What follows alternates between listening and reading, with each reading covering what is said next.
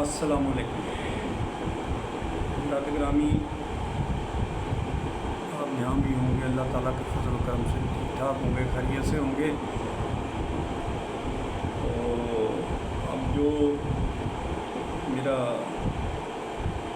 दौर है वो है आपके साथ दुनिया की बातों को डिस्कस करना और दुनियादारी के बारे में इस्लाम के अंदर उसको परखना कि हमारा मज़हब हमें क्या कहता है कि किस तरह की दुनियादारी हम करें। तो इस सिलसिले में मेरे पास मेरे वालिद साहब की एक बहुत ज़बरदस्त किस्म की हकीकत मौजूद है। वो दुनिया में नहीं रहे, लेकिन अब वो वक़्त आया कि मैं आपके साथ उसको शेयर करूं। तो ऐसा हुआ कि रात के टाइम पे वो कहते हैं कि हमारे घर के सामने से एक बुज़ुर्ग बंदा उसने आके दरवाज़ा हमारा कुंडी खड़काई। कहते हैं हम एक आध चरपाई हमारे पास होती थी या दो चरपाइयाँ होती होंगी, हर चीज़ गिनी चुनी थी, हम भी परदेसियों की तरह रहते थे। तो वो जो था ना बुज़ुर्ग आदमी, उसने कहा कि जी मैं व्यापारी आदमी हूँ, यहाँ से मैंने आगे जाके भैंसें भूसें ख़रीदनी है, मेरे पास हैं पैसे, तो अब मैं सफ़र नहीं आगे कंटिन्यू कर सकता। अगर आप मुझे रात रहने के लिए जगह दे दें तो आपकी मेहरबानी होगी। तो कहते हैं वालिद साहब कहते हैं कि मैंने तो बगैर सोचे समझे उसको कह दिया कि बाबा जी आ जाओ तुसी, जिस तरह असी मतलब रहन सहन साडा इस तरह, तुसी भी आ जाओ, रात रह लो, 2 रात रह लो, 4 रात रह लो, कोई मसला नहीं है।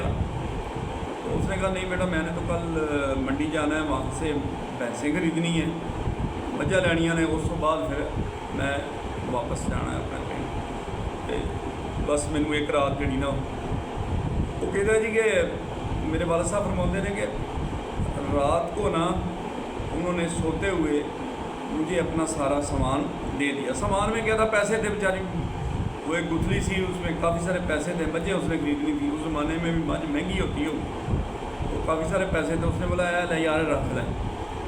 तो मैंने बाबा जी को बोला, बाबा जी को नसीहत सानू करो, थोड़ी ज़िंदगी बाबा गुजरी है, काफ़ी उम्र सीधा बंदे हो, तो सानू जिंदगी गुजारन वास्ते कोई फार्मूला दो।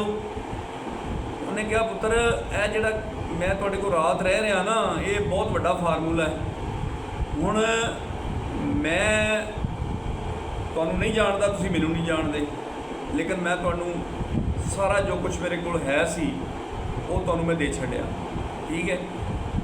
Nobody is witness against this evidence, कोई एविडेंस नहीं है कि मैंने आपको क्या दिया, आपने मुझसे क्या दिया। अब आप जनाब आपस में बात करते हैं मियाँ बीवी, यार अगर ये बाबे को खड़का दिया जाए, ठीक है, तो ये पैसे जितने भी हैं हमारे हो जाएंगे, ठीक है। और दूसरी तरफ जो अल्लाह ताला की ज़ात, वो आपको क्या कहती है कि नहीं नहीं भाई ये तुम्हारा हक़ नहीं है, ये इसका हक़ है, ये मुसाफिर है तुम्हारे पास और आपने इसकी बल्कि हिफाजत करनी है। अब दोनों में से जो सोच जीत जाती है, अगर तो पॉजिटिव सोच जीत जाती है जिसमें ये कह रहा है कि नहीं तुम्हारा हक़ नहीं है, भाई बाबा तुम्हारे पास रात को रहने के लिए रुका है, तो वो तो हो गया दीन। और फिर दुनिया क्या हुई कि अगर इसके अपोजिट अगर ये सोच पैदा हो जाती है कि बाबा किसी ने वेख्या नहीं, भाई तुहाडे को रहा है नहीं रहा, कोई एविडेंस नहीं, कोई दा गवाह नहीं, अगर बाबे नूं जनाब खड़का खड़कू के ते इत्थे ही मिट्टी के थले दफन कर देंगे तो किसी को की पता लगना, तो यह जिहड़ा माल दौलत बाबे का साढ़े कोल आ जाए। अब ये होगी दुनिया और वो हो गया दीन, जिसने आपको रोका कि नहीं भाई ये आपका नहीं है, ये उसका है जो आपके पास मुसाफिर ठहरा हुआ है। तो ये आज का मैं आपको जो हकीकत स्टोरी नहीं है, ये भी हकीकत है, तो ये आपसे शेयर कर रहा हूँ। तो अगर आप इस पे अमल करने की कोशिश करेंगे तो इंशाअल्लाह ताला दुनिया से दूर हो जाएंगे और दीन के नज़दीक हो जाएंगे। तो हमें ज़रूरत भी इसी चीज़ की है कि दुनिया तो गुजर ही जाएगी जैसे तैसे, ठीक है, औखी गुजरे सौखी गुजरे, इसने ठहरना नहीं है, इसका कोई आखिर दीन जो है इसको बचाना वो बड़ा मुश्किल है, ठीक है जी।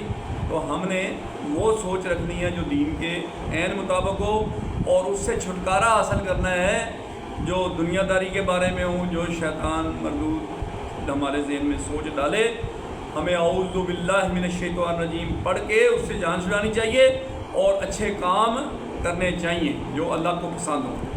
تو اس کے ساتھ ہی میں آپ سے اجازت چاہتا ہوں، دعا کرتے ہیں کہ اللہ ہمیں اس پہ عمل کرنے کی توفیق عطا فرمائے۔ آخر دعوانا الحمدللہ رب العالمین۔